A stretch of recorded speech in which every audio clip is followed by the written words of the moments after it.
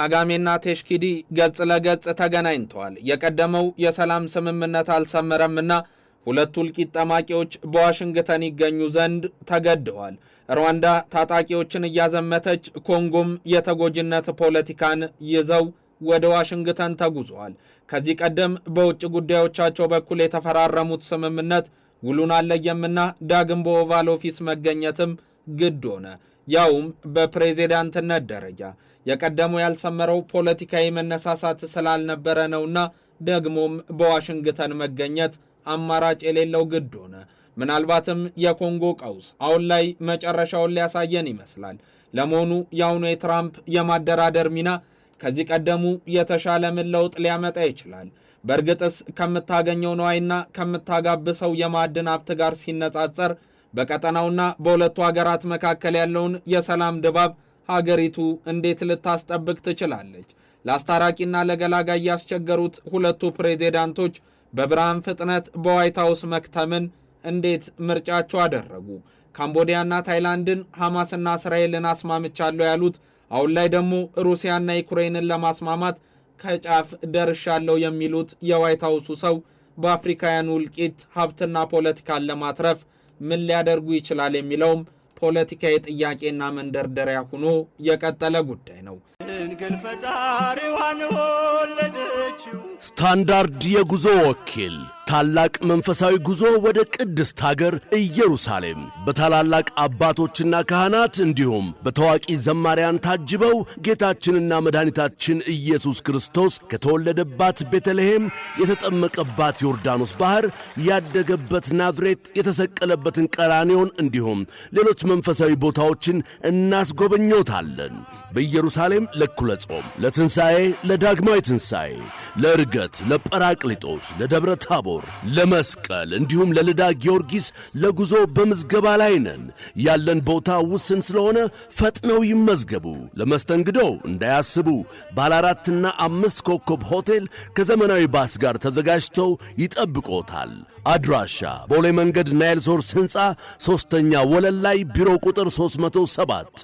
ለበለጠ መረጃ በ0911 46 1277 ወይም በ0911 23 66 18 ይደውሉ። ስታንዳርድ የጉዞ ወኪል። ባለጸግነት በደጇ ቢትረፈረፍ፣ ሀብቷ ከሷ አልፎ ዓለምን ቢመግብ፣ ማዕድኖቿ በአውሮፓ ቅንጡ ሱቆች ቢሸጡ፣ እነዚህ ሁሉ ግን ከድህነቷ አላስመለጧትም። ይልቁንም በጠና ያረረ፣ በረሃብ የሚንገረገብ፣ በጦርነትም የሚቆላ 100 ሚሊዮን ሕዝብን በጉያዋ ትይዝ ዘንድ ተፈርዶባታል። የቅኝ ግዛት ጠባሳ አሁን ድረስ ያለቀቃት ኮንጎ በዓለም ባንክ መረጃ መሰረት ዛሬም ድረስ ከድህነት ወለል በታች የሚኖሩ ዜጎችን በጉያዋ አቅፋ ያዘች ነች። ከአውሮፓዊቷ ቤልጅየም ጋር ሀብትሽ ሀብቴ ነው በሚል ይንዋይን የምታጋብዝበት፣ በአማጽያን ጉዳይ ከጎረቤት ካጋሜ ጋር የበዛ ዲፕሎማሲያዊ መካረር ውስጥ የገባችበት፣ የዜጎች መሞት የሀብቷን መባከን ከቁብ ያልከተቱ ሊቆቿም ለትልቅ ወዳቸው ሙሌት ለምቾቶቻቸው አለመጓደል ሲሉ ሰርክ የሚንጧት የቀድሞ ዛይር የአሁኗ ዲሞክራቲክ ሪፐብሊክ ኮንጎ የውስጥ ሰላሟ አርቀው የሰቀሉት ሆኖባቷል። ዓለም ችላ ያላት ኮንጎ ከሀብቷ ሊቀራመት ግን ዛሬ ከአሜሪካ እስከ አውሮፓ መንሰፍሰፍንና ማሰፍሰፍን መርጧል።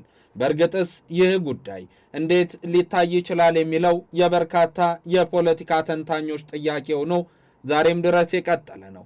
ተነጋግሮ መግባባት ፖለቲካዊ ድርድርን አድርጎ ሀገር መምራት ያልሆነላቸው ድኩማን ፖለቲከኞቿም እንደ ትሮይ ፈረስ በሚጋልቧቸው ጌቶቻቸው እየተመሩና እየተመከሩ የመከሯን ድር በማራዘም ላይ ናቸው።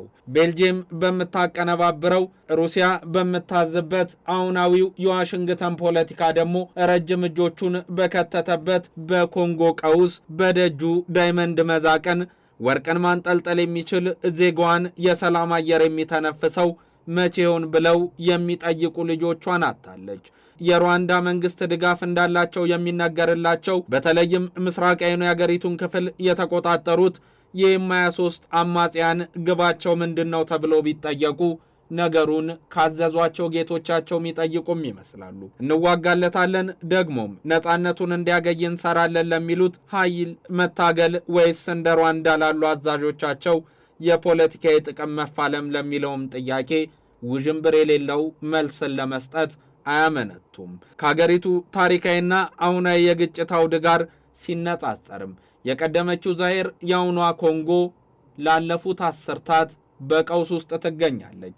ለዓለም ያልተፈታውና በውስብስብ ችግሮች የተተበተበውን የኮንጎ የእርስ በርስ ግጭትና የውጭ ጣልቃ ገብነት ለመግታት ከዚህ ቀደም በዋሽንግተን ከተደረገ ስምምነት በኋላ በካታርና አሜሪካ ገላጋይነት የተፈረመው ወደ ሰላም የሚያደርስ ማዕቀፍ ቀጣይ ሥራዎች የሚቀሩት ቢሆንም ከዚህ ቀደም ከነበሩ በርካታ ውይይቶች በተሻለ ውጤት ያስገኛል የሚል ተስፋም ተጥሎበት ነበር። ነገርየው ግን ከተስፋ ያለፈ አይመስልም። ቀድሞም ስምምነት የተደረገበት የሰላም ማዕቀፍ ለሰላም ስምምነት መሰረት የሚጥሉ ጉዳዮችን ይዟል ቢባልም ሾላ በድፍን የሆነ ፖለቲካዊ እርምጃን ዛሬም ለምዷል። ቀሪዎቹ አማጽያን በተቆጣጠሯቸው እንደ ጎማ ባሉና በማዕድን ሀብታቸው በበለጸጉ የአገሪቱ አካባቢዎችም ዛሬም ድረስ ፖለቲካዊ መሻቶችና የሀብት ቅርምቶች በብዛት ይስተዋላሉና አካባቢውን መልቀቅ ለማንም የሚደፈር አልሆነም። የሩዋንዳው ፕሬዚዳንት ፖል ካጋሜ ታዲያ ከዲሞክራቲክ ሪፐብሊክ አቻቸው ፌሊክስ ቴሽኬዴ ጋር በዋሽንግተን ዲሲ ሲገናኙ ነገሩን ለማርገብ ሞከሩ። እርግጥ ነው ሰላምን እንፈልጋለን። ላለፉት ጊዜያት ኪጋሊ ስትወቀስበት የነበረው በኮንጎ የሚገኙ አማጽያንን የማስታጠቅ ጉዳይን ግን ዛሬም እዚህ ቁሜ ልናገር እወዳለሁ ያልተደረገና የፈጠራ ታሪክ ነው አሉ። ትራምፕ መልስ አላቸው። እናንተ መስማማታችሁ ለቀጠናውም ለአፍሪካ ሰላም ነውና ይህንን ታደርጉ ዘንድ ግድ ይላችኋልም አሉ። ነገሩን ግን በብዙ ያጠኑ ሰዎች እርግጥ ነው የሩዋንዳ መከራከሪያ ውሃ ያነሳም እያሉ ነው። ዩናይትድ ስቴትስና ዲሞክራቲክ ኮንጎ የኢኮኖሚና የሀብት ደህንነትን ለማስቀጠልና የረጅም ጊዜ ልማትን ለሁለቱም ሀገራት ጥቅም ለማጎልበት የጋራ ፍላጎት እንዳላቸው ቃል የገቡበት ረጅም የስትራቴጂክ አጋርነት ስምምነትም በኦቫል ኦፊስ ፌሽታን ፈጥሯል። ይህ ከዚህ ቀደም ተፈርሟል የተባለ የጋራ ማዕቀፍ ታዲያ አሜሪካ ፖለቲካዊ እርዝማኔዋን ብቻ ሳይሆን ኢኮኖሚያዊ፣ ምጣኔ ሀብታዊ ደንዳናነቷን የሚያስጠብቅላት ነውና ዛሬም ድረስ ይህንን ከመጠየቅ ልታርፍ አልቻለችም። ዶናልድ ትራምፕ የሰላም ስምምነቱ ከተፈረመ በኋላ ታዲያ ለዓለምም ለአፍሪካም ታላቅ ቀን ነው አሉ። እነዚህ ሁለት ሀገራት ሊኮሩበት የሚገባ ብዙ ነገር አላቸው፣ ከሚያጣላቸውም የሚያቀራርባቸው ይበልጣልና እሱ ላይ ትኩረት ቢያደርጉ ሲሉም ተሰሙ። ፕሬዚዳንት ካጋሜ ቀጠሉ። ትራምፕ ለማንም የማያዳሉ ሁሉንም በአንድነት የሚያዩ መሪ ናቸው አሉ። ይህ ሙገሳና ልገሳ የበዛበት የዋሽንግተን የድርድር መንገድ በእርግጥስ የሁለቱን ልብ አቅንቶ በዛሽ ምድር የጥይት ድምፅ እንዳይሰማ ያደርጋሉ የሚለው ግን ዛሬም ድረስ በስጋትነት የሚነሳ ጥያቄ ነው። ታዲያ ይህንን የሚያነሱ ሰዎች ደግሞ ተጨባጭ ሀቅ አላቸው። ከወራት በፊት በዚሁ በዋሽንግተን ኦቫል ኦፊስ በውጭ ጉዳይ ሚኒስትሮቻቸው በኩል ሁለቱ ሀገራት የፈረሟቸው ስምምነቶች ውሃ ሲበላው መታየቱ ነበር የትዝብተኞችን ስጋት የጨመረው።